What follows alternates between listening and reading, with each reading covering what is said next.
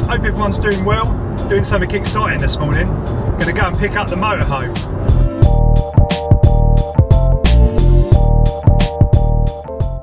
Right, I'm back. Bit of a mission, but we have one whacking great motorhome that barely actually fits on our drive. So we're doing a bit of a collaboration with New Motorhomes. These are the guys that have hooked us up with the motorhome. And we've got ourselves an Auto Roller 707. So as you can see, I've already got it hooked up to the mains power. Let's take a look inside. Right, so you come in, you got straight into the basically like the kitchen area. It's quite warm in there actually. You've got basically like bunk beds at the back. There was another one that had kind of a double bed at the end, but I'll show you why you've got this set up rather than that. They're all kind of slightly different. You've got a bathroom in there, which is kind of, this is going to be interesting. It's basically like quite a small like shower cubicle, but you've got like a shower screen that pulls round and kind of cuts that off, and basically this whole thing just gets wet, so you've got to watch that. So like loads of light coming in, got all these kind of lights kind of up the top. You know, just it feels really light and airy when you come in. It feels really nice. Unlike all the caravans I used to stay in as a kid, it's just completely different. So you've got gas hob. This has got like LPG gas built in. I think that's fairly kind of standard.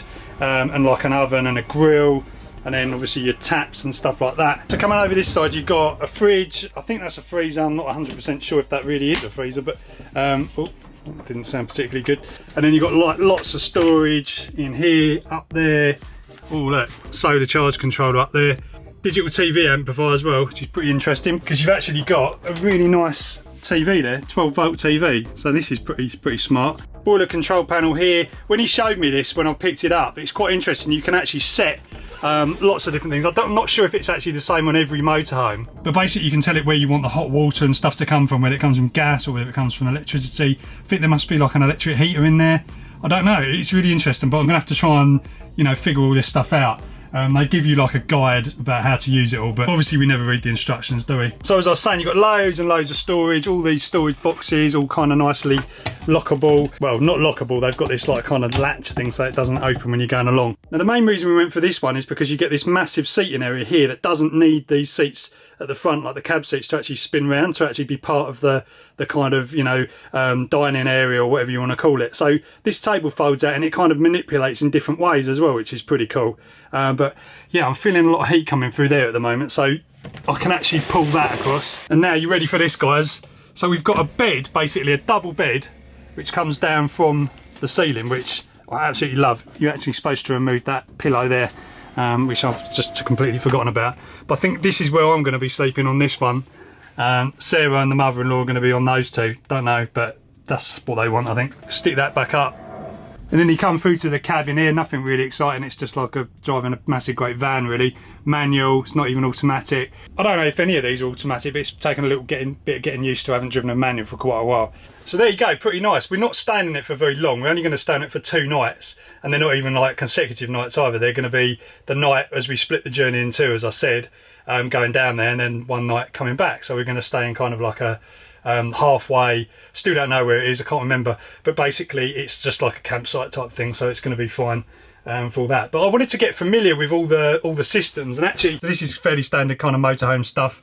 So I've got a light there which is showing my power's plugged in. I don't know what that means. That's something else. I'll have to have a look, see what that one means. But basically all these different things. So we've got 2 batteries in here. That's the main car battery, that's the leisure battery, so I think they must be charging right now. And then you got, that is, what is that? Water tank, or maybe the sewage thing or whatever.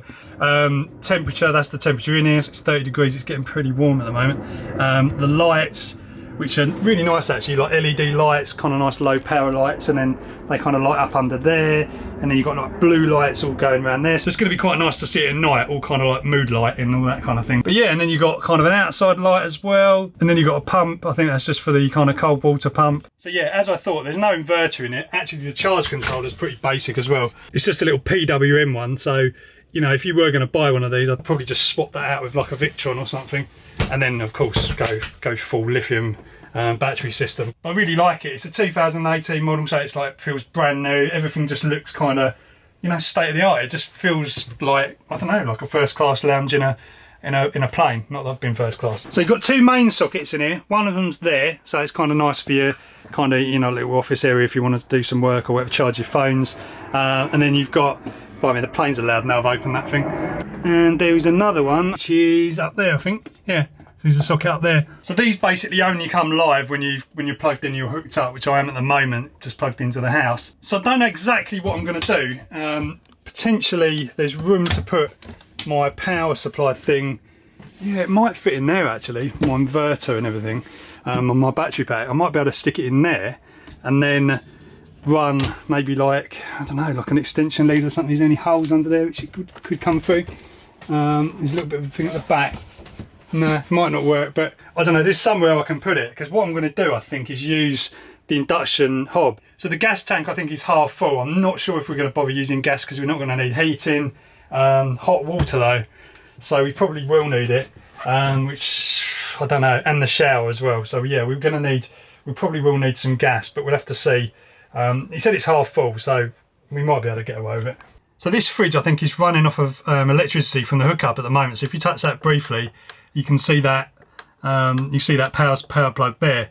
It can run from gas, from the 12-volt battery, and obviously from the hookup as well. So it's got quite a few ways of powering, which is pretty nice. Yeah, it's really interesting. I've not kind of done much of this before, so this must be a freezer because there's like an ice block thing in there. It feels really cold in there. It's clever how it all works. I'm not 100% sure still how it all works, because you've got obviously the two systems. You've got 12 volt, you've got gas, and you've got mains, where you've got three systems, and they all kind of work together depending on what's happening. I think the 12 volt works obviously when you're running the car and running the alternator, so the alternator is putting power back in. You've got solar panels topping up the battery as well. So yeah, I'd like to know more about how it actually kind of goes together, but I'm sure we'll find out once we kind of hit the road. So I just tested the gas hob, that works, that's all good. So the gas is actually on. But what I think I need to do is fill the water tank up, because I don't think there's any water in there, so that's what I'm going to do now. There's the water filler. There's a bike rack on the back as well.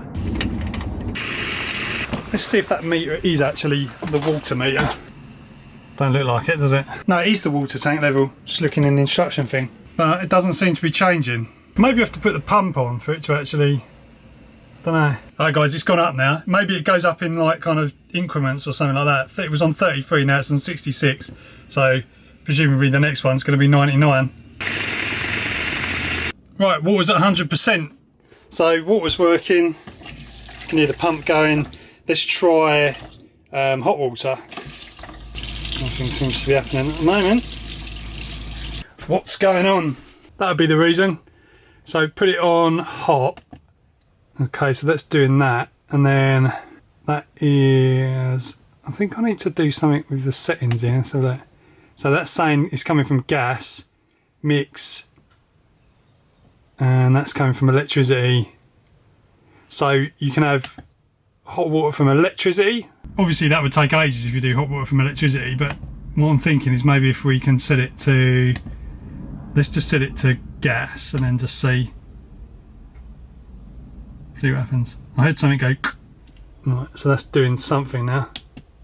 That's the gas, isn't it, there? Does it heat up on demand, or? Right, yeah, the boiler's actually on now. Right, there's still no hot water coming out, so I'm just going to leave it a little while and see if it kind of heats up. Right, so we've got hot water now, but it only works on the electric for some reason, so I need to look into that. I think there might be, it might just need more gas or something like that. But yeah, the water's coming out really hot. Right guys, it's the next day now, all ready to go. I've even got the power system in there, ready to rock. Got the induction hob there as well. Right, so I'm going to wrap this one up now, guys, and we're going to leave in probably about an hour or so. So stay tuned for more action from the motorhome and our trip to France. I'm not sure exactly what I'm going to vlog yet, but we'll see. Should be able to cobble together a video. Catch you in the next one, guys.